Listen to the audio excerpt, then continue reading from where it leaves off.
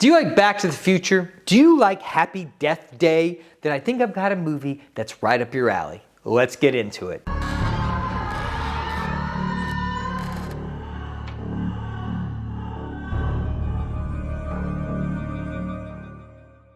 Hey everybody, welcome back to the channel. I'm Chris. Thanks for stopping by and watching my review for the new Prime exclusive streaming movie, Totally Killer. So, Totally Killer is in the vein of a Happy Death Day or a Freaky, anything along those lines, a horror comedy. And overall, I had a good time with it. So, what is this movie about? The movie is about Karen Shirpka's character, who was Sabrina the Teenage Witch in the Netflix show. Also Mad Men really back in the day when she was a wee little baby. But she is here in her own, and I have liked the choices she's made over the last couple of years, and she stars as Jamie. And after the recent loss of her mother, who was almost a victim 35 years ago when the Sweet 16 killer killed all of her friends, he came back to finish the job. Shirpa then gets transported back to 1987 through a time machine that her friend is making in a run-down theme park in Vernon, the city that she lives in, and finds herself in 1987, where things are a little bit different. And those of us that were around at that time, things are wildly different, for better or for worse.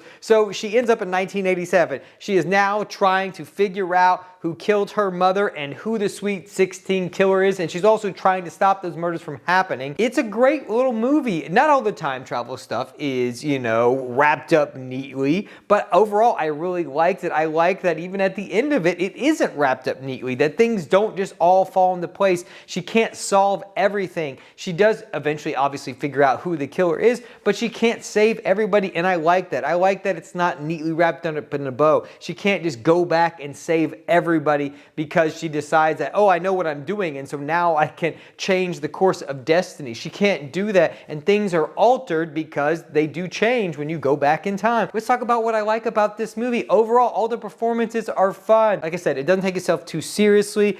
It is intriguing because we, along with Shirpa's character, are trying to figure out who the killer is. And not only that, but on top of that, she is back and she gets to see her mother in high school. So it is this juxtaposition where she's just lost her mother and now she gets to see her and finds out that her mother is a mean girl. She is a mean girl. She's not the person that she thought she is, even though things obviously change over the course of the film. She comes across this and she is of two minds because she's like reeling from the loss of her mother. Now she's trying to deal with her mother, but she can't tell her mother that she's time traveling and trying to save her from this killer. So she has to use something she knows about her to try and kind of weave her way along this line to not get herself out as a time traveling chick from 2023. I do like that aspect. I do like that there is some small social commentary, and don't worry, it's not bad. It's just noting some of the things that are not acceptable anymore in a fun way.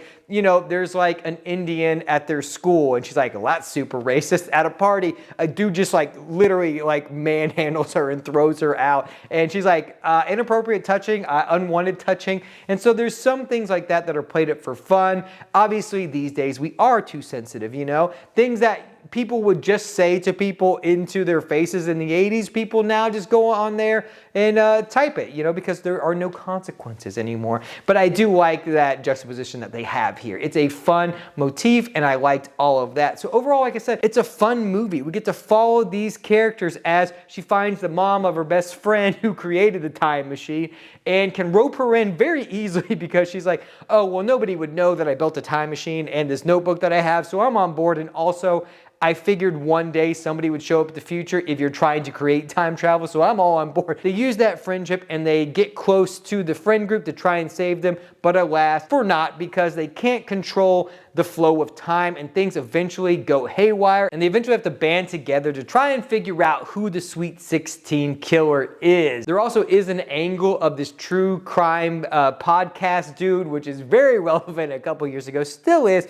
where they're using this trauma to build an audience. I hate that shit so much. They're fine, but some people are just a little too hey, this has happened, and they're literally poking at the dead body and it's not even cold yet. So that is an aspect of this movie which I do like, and overall I just think it's a fun movie. It's a fun movie, and even at the end, things don't wrap up as nicely. It is that, you know, hey, there are consequences to time traveling, and you get to see what those are, and I thought that was done really well also. Everybody lands in a different spot, but it's a fun spot that they land. So let me know down below, have you seen Totally Killer? Are you gonna watch Totally Killer? Are you gonna see The Exorcist? Please don't. Watch this. Stay at home.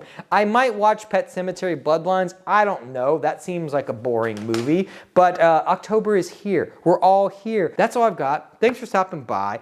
I'll link some videos for you at the end as always, and I'll talk to you guys in my next review.